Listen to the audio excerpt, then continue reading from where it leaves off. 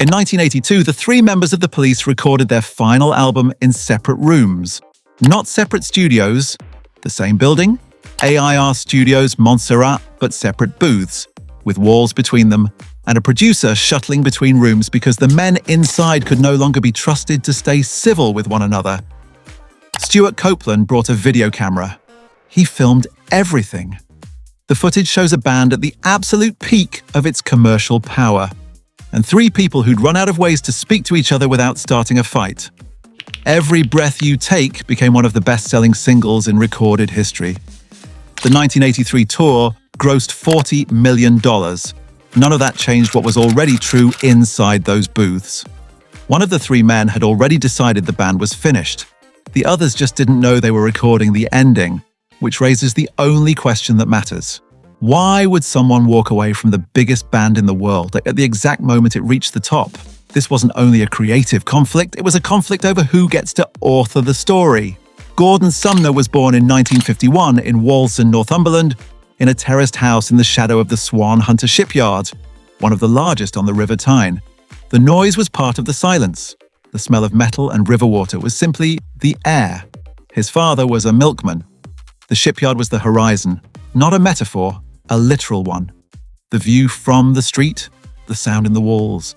The answer to the question of what a man from Wallsend was expected to become. He trained as a teacher and spent 2 years in a primary school. Before deciding the life available to him there was too small. He played bass in a Newcastle jazz group called Last Exit, serious musicians, regional following, no national future. He left for London in 1976 with his wife, Frances Tomelty, their infant son, Joe, and an impatience he'd already stopped apologizing for. But he brought something else from Wallsend, something that may explain everything that came later. As a teenager, he found out his mother had been conducting a long affair with a family friend. He wrote about it decades later in his memoir, Broken Music. With the precision of someone who'd spent 30 years trying to make sense of it, the discovery left him permanently alert to the gap between what people show and who they actually are. He spent the rest of his life pointing that alertness at everyone around him. It took considerably longer before he turned it on himself. If you've never seen this channel before, this is what we do. Every week we look at the gap between public mythology and private reality. Subscribe if that's what you're here for. The Police formed in London in 1977. Copeland was the drummer, the engine, and the son of CIA officer Miles Copeland Sr. Andy Summers, older than both by nearly a decade and formally trained, shaped the sound. He'd replaced Henry Padovani, the band's original guitarist, within months of formation. The first internal decision that revealed where the authority actually lived. Sting wrote the songs and controlled the publishing. The imbalance was there from the start. Summers occupied an unusual position, technically the most sophisticated musician in the band, but rarely its central voice. He spent years building a sound that millions recognized instantly, while knowing the band's future would never really be his to decide. He could push back on an arrangement, refine a texture, deepen a chord, but the songs were never his to own. Copeland drove the rhythm with genuine authority, but publishing is not rhythm. Publishing is the ledger of who the band actually is. And on that ledger, from the first album on A&M Records, one name carried the most weight. The problem may not have been the people, it may have been the requirement that three of them share authorship. This is not a story about ego, it's a story about power. And from the beginning, the power ran in one direction. Roxanne broke internationally in 1978. 5 albums in 6 years followed. By 1983, the Police were the biggest band in the world, Summers wrote in One Train. Later that the imbalance had been visible for years, that the logic of the band always pointed in one direction. The 1986 concert film Bring on the Night, directed by Michael Apted, documented the tour and served as something else entirely. A public statement.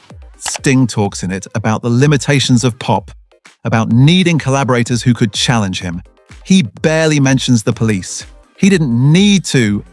The film was the explanation. It was followed over 4 decades by more explanations. The Police had gone as far as the format allowed. The three of them were incompatible. He needed room to grow. This is where the public narrative starts to thin. The explanation Sting gave was creative, but beneath the creative disagreement was a more fundamental question. Who gets to decide what the story means, and when it ends? For Sting, success had stopped feeling like freedom the moment it depended on compromise. Picture what the solo career actually looked like in practice. Branford Marsalis in the studio, brilliant and contracted. No co-writer with an equal claim to the publishing. No bandmate with the standing to say no. The decisions moved in one direction because there was only one person positioned to make them. Sting said at the time, "I realized I'd never been in charge of my own life." He meant it as liberation. What it may also describe is a man who needed to be the sole author of his own story, and had found, inside the Police, a structure that wouldn't allow it. He didn't want just to write the songs. Over time, he increasingly wanted to control the narrative, to decide when the story ended, to be the only one holding the pen.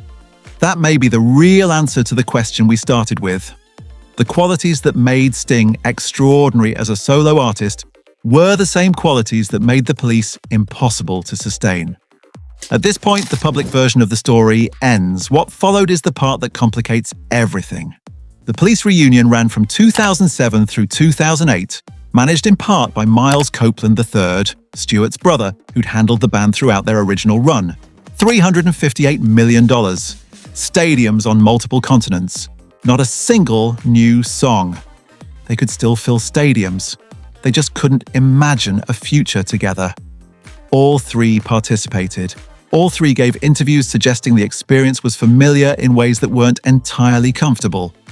Copeland noted the old tensions were still there. Summers spoke with the resignation of a man who'd long accepted what the band was, and who had always been at its center. A new Police album would have required all three men to share songwriting and publishing credit. Sting had worked alone for over 20 years. It was not the resumption of a negotiation, it was the reenactment of a relationship whose outcome had been decided in 1984. By 2007, everyone understood what they hadn't known in Montserrat. They hadn't been recording an album. They had been recording an ending. We cover stories like this every week, the version of these lives that didn't make the official record. If you're not subscribed yet, now is a good time. In 2013, Sting opened a Broadway musical called The Last Ship. Set in Wallsend, the Swan Hunter shipyard, the men who worked it, the Tyneside community that dissolved when the industry collapsed. The same world he'd left in 1976 and never returned to live in. It ran for 188 performances and received mixed reviews. It is the most unguarded work of his career, not the most successful, not the most praised, the most unguarded. For 30 years, the public persona had been built on distance from that terraced house. Loot recordings, environmental campaigns, Jungian analysis, tantric boasts he later called a joke that escaped its context. Each one a step further from the shipyard noise, the river smell, the walls of a life that had been too small. The last ship was the walk back. Several critics noted it felt like a man returning to a place he'd spent decades escaping, unsure what to do now that he'd arrived. And this is where the official story stops holding together. By the end, nobody really got what they wanted. Sting gained control. Copeland lost the band he'd helped invent. Summers lost a creative partnership that couldn't be replaced.